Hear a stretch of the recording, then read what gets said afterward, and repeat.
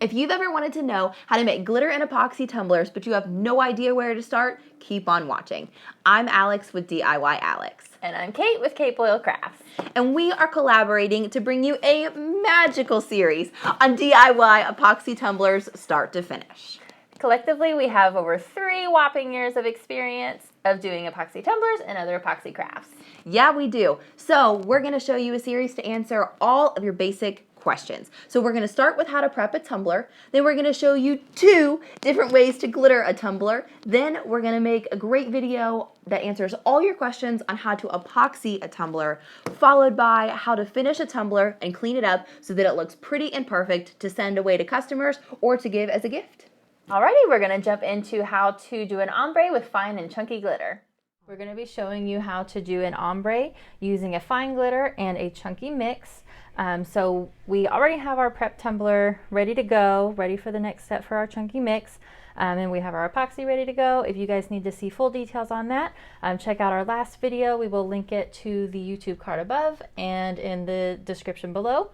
So we have our beautiful navy blue ready that we have used the navy blue from Yaya's Glitter.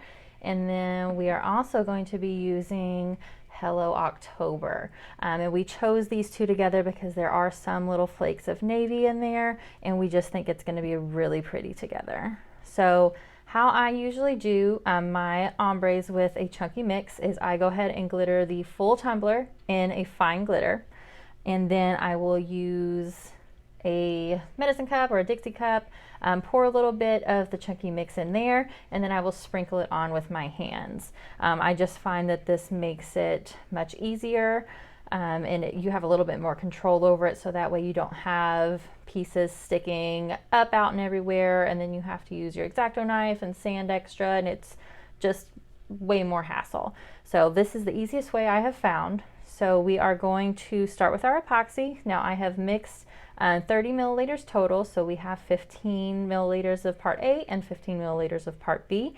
And so what I'm going to do is we're going to do a flood coat on this tumbler, and then we're going to sprinkle it on.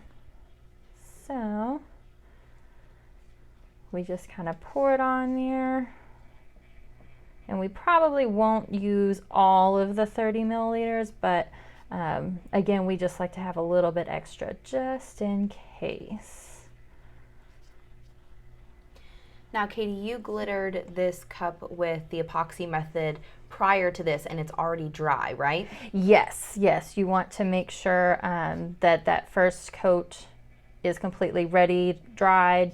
Now, a lot of people also like to do a clear coat of a spray sealant. However, for the purpose of doing this one, we don't necessarily need to do that, but if you're going to be traveling with an unfinished tumbler, or if you have 2 fine glitters together, then I would recommend using a spray sealer. But for this one, we didn't necessarily need one. Why would the spray sealer be beneficial? So the spray sealer prevents the glitter from going and mixing together when you don't want it to. So it keeps it in place, so that way, you know, especially if you're needing to travel with it for whatever reason, you know, it won't get all over your car or wherever you're going to be. So it's a good idea to get into the habit of, even if you're not going to be traveling with it, or if it is a single color, you are always welcome to do it if you just feel that that is what you need to do. I have definitely done some ombres where I did not seal, and you guys take Katie's advice.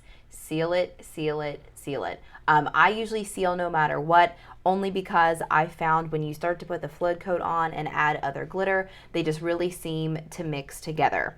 And I really like Katie's method for this because I think it's really unique and it ensures a better, more even ombre.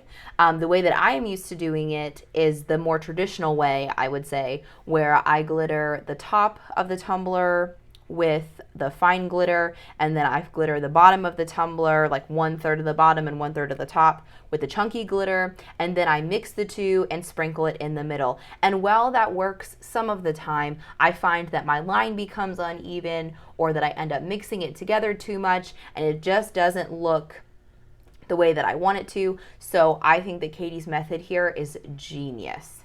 And another reason that I do it this way is because I like to skip steps if at all possible. You don't always want to skip any steps, but after you have your ombre on, after it cures, your epoxy will also be cured, and then you can apply your decal before doing your next coat of epoxy. So you're kind of skipping an extra coat of epoxy. Instead of ombreing epoxy, decal epoxy, you can do it all in the same step as long as the decal is going to be above that area. The ombre line. Yeah. Ah, okay. Yeah. Okay. But it will still good. kind of sink into the epoxy, which is why I like this part. So that way, you're able to work with it a little bit more, because, the more coats of epoxy you put on, the bigger it's going to get. So we want to do as little as possible, if possible. So we have our flood coat on. That navy is looking even better now that the epoxy yes. is on. It is such a pretty color. All right, so while that turns just for a second, we are going to get our October in a little cup. So I just like to do it in a little cup. You typically don't need a whole lot, but definitely keep it handy just in case you need a little bit more.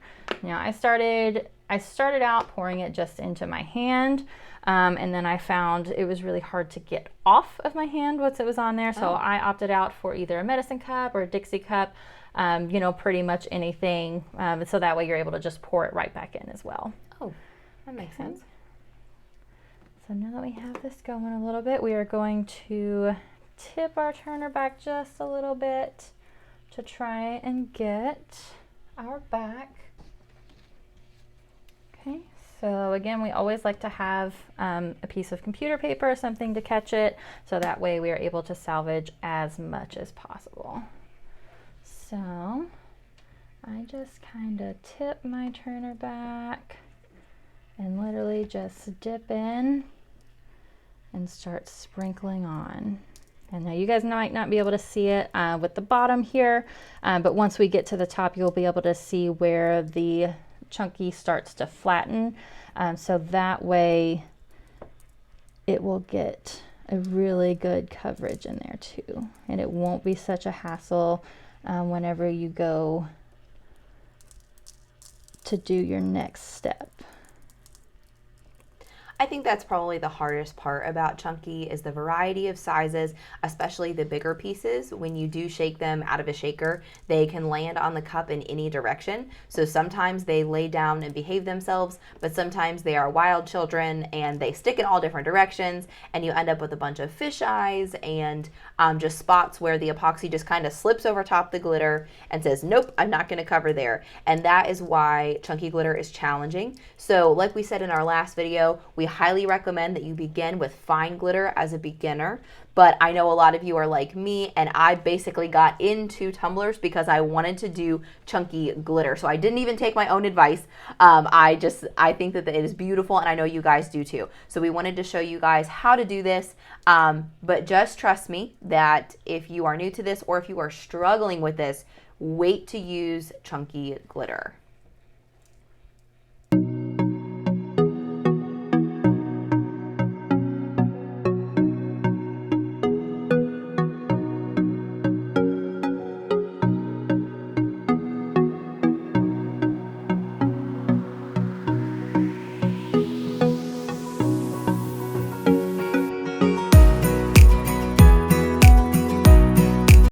So I like to get a really good coverage at the bottom, and again, as you can see, kind of as it lands, it kind of straightens out itself. So that way it won't be sticking out in all kinds of directions, and you will have much fewer problems. So we're going to get the bottom half here really well, and then we're just going to kind of lighten it up as we go up. And I really like to stop about 2/3 of the way, so that way it will make enough room for decals, but it's definitely personal preference.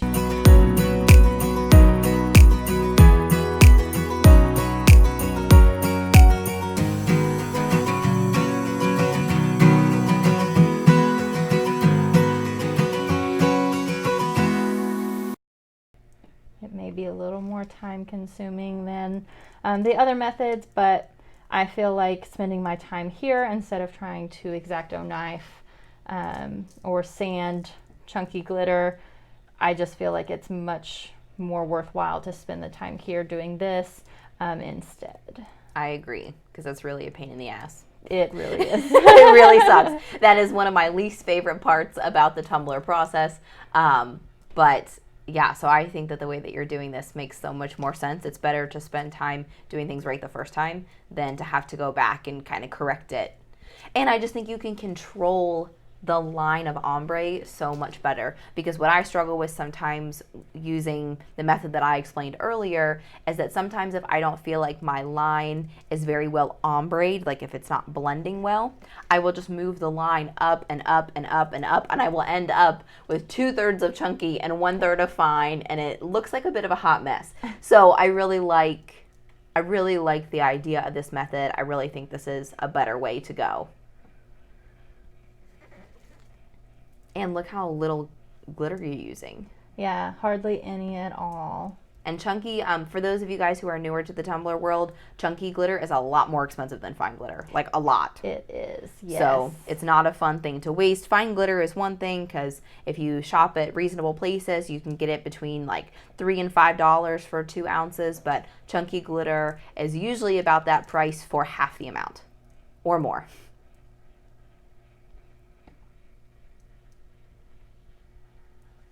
Okay, so I think we are about good. Just a few. And as I do my top pieces, I like to go a little bit higher up so that way they can spread just a little bit more. It looks like it allows them to fall more naturally. Yes, you know, so that way you have more of that kind of random instead of, you know, just And I lost it. I had it. I lost it. It kind of gives it more of a well-blended, intentionally well-blended look than just a line of chunky glitter around 2/3 of your cup. Exactly. And then you'll kind of just want to go back. I see a few spots where I missed here. And I just really love how this Hello October works with this navy. It's amazing. Just beautiful. I think that the bottom rim of a chunky cup or a chunky ombre cup, or anytime you're using chunky glitter on the bottom of your cup, it is definitely the most challenging part. So make sure you spend some time there, pay attention to it, take a last look before you say you're finished, because it is definitely a pain.